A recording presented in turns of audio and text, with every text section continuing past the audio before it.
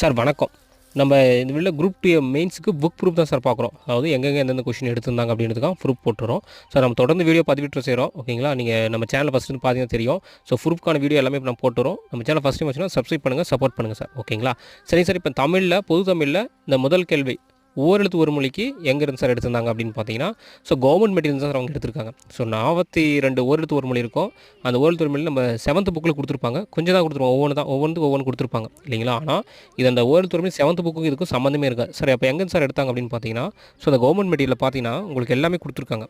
ஓகேங்களா? ஓரெழுத்து ஒரு மொழி இங்கே பாருங்கள். ஓ அப்படின்னா பார்த்தீங்கன்னா என்னென்னா கொன்றை அப்படின்னு பார்த்தீங்களா? ஓ கொடுத்துருங்க. அடுத்தது ஹவ் அப்படின்னா பூமி. ஓகேங்களா? அதுக்கப்புறம் நூ அப்படின்னா என்ன? யானை. ஓகேங்களா? சரிங்க சார். இங்கே இருந்தால் கவர்மெண்ட் மெட்டீரியல் எடுத்துருங்க. இந்த பிடிஎஃப் இன்னும் நம்ம சேனலில் நான் கொடுக்குறேன். நீங்கள் டெலகிராம் சேனல் கீழே ஜாயின் பண்ணிக்கோங்க. பிடிஎஃப் டவுன் பண்ணி படிங்க சார். ஓகேங்களா? ஸோ ஸ்கூல் புக் மட்டும் நம்ப வேணாம், அவுட் ஆஃப் சோர்ஸும் நம்பி படிங்க. ஓகே.